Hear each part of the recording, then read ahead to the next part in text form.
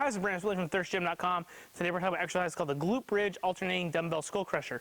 This is a great variation of your standard dumbbell skull crusher. We're going to make it a little bit full body. We're going to get some glute and hamstring work. We're also going to work on some respiration mechanics and different positional stuff, as well as talk about the benefits of this versus a regular skull crusher versus just the regular glute bridge dumbbell skull crusher. So this is obviously a variation of the one I just mentioned, but we're going to change a couple things. So you are going to need some space, you're going to need 2 dumbbells, and ideally your clients know how to perform a pretty solid glute bridge. If they can do all that, they should be good to go.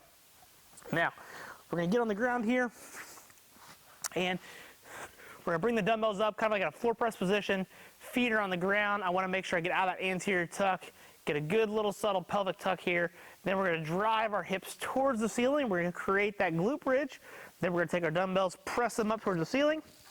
And then now we're going to perform our skull crusher, but we're going to alternate arms as we do it. So I'm going to start with my right and then my left.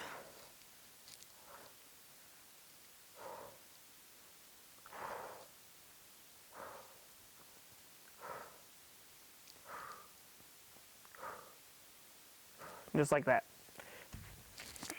So as you can see, nothing overly crazy, just a little bit of spin on our standard glute bridge skull crusher.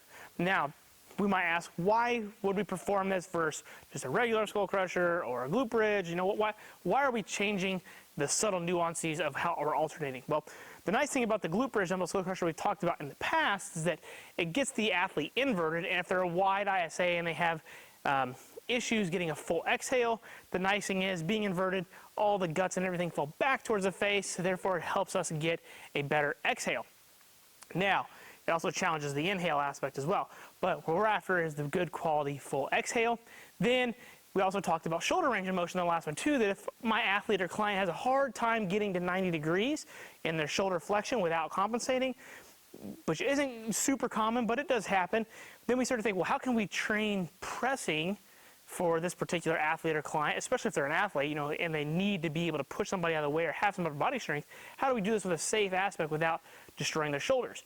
Exactly. A lot of people think, oh, I'm just going to do things over here, but they can't get overhead. Then we're already compensating, and then there's some issues that come down the road that way.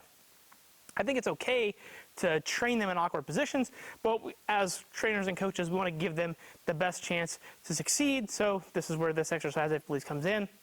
We're going to be less than 90 degrees because we're in that declined position. So when we raise our hands up, then we're sitting at about 70, 75 degrees. We know that's pretty good for majority of athletes. Most people can get their shoulder to at least that much shoulder flexion.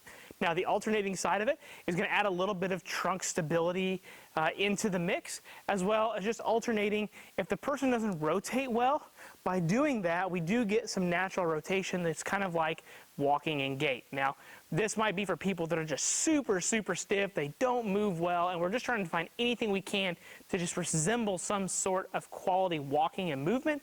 This exercise fits that perfectly, and if you're just really looking for some flair, it also fits that check mark as well.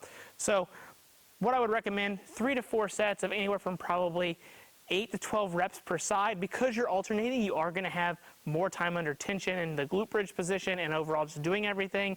So I don't think you want to try to do 20 reps on each side. You might be here for a while, but you also want to make sure you can keep everything locked in and good quality movement. So I also don't think you want to be doing 5 on each arm. You're probably going to have to get some pretty heavy dumbbells, and honestly you're probably going to miss the training effect that you're truly after with this particular exercise. So if you've got any questions about the glute bridge alternating dumbbell skull crusher, please feel free to leave them in the comment section.